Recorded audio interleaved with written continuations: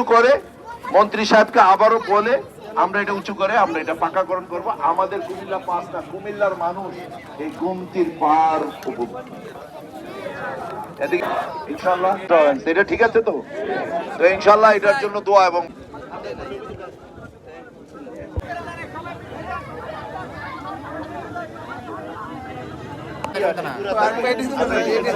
আমি